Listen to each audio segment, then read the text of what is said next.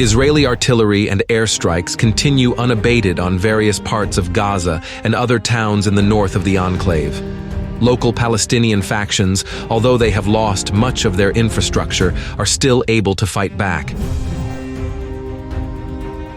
At the same time, humanitarian aid is occasionally delivered to the north of the enclave through the newly opened crossing.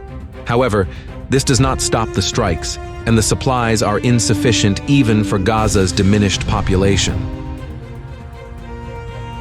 A local IDF operation in the north of the enclave began on May 9th. Israeli armored groups advanced from the direction of Highway 10 and conducted search operations in the Al-Zaytun neighborhood to destroy Hamas infrastructure. The situation in the central part of the enclave did not change significantly during the week. Israeli forces struck Palestinian-controlled territory with artillery and airstrikes. For several days in a row, Palestinians shelled Israeli positions in the vicinity of the crossroads. This eventually led to a localized IDF operation in the vicinity of the power plant on May 9th. The situation in the south of the enclave has been significantly escalating for a long time, and a high-profile incident took place on May 5th. Hamas militants shelled the Kerem Shalom crossing, killing 3 IDF soldiers and wounding more than 10 others. The next day, IDF commanders called for the evacuation of several neighborhoods north of the checkpoint. On May 7th, the IDF entered the Gaza Strip and took control of the Rafah crossing.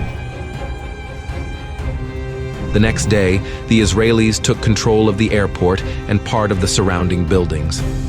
However, the main problem for the IDF was not the actions of Palestinians or the presence of civilians, but international condemnation. On Friday, the IDF resumed its offensive south of Rafah.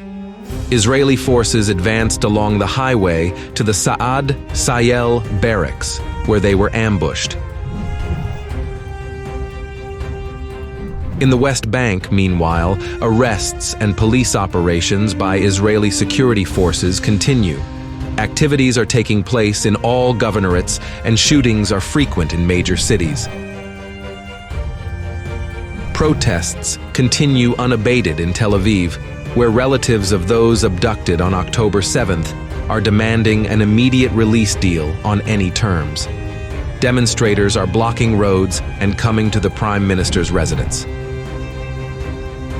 In northern Israel, Hezbollah and the IDF are carrying on their mutual strikes with almost no significant strikes. At the same time, the sides have been hitting the same targets for almost 6 months without any escalation.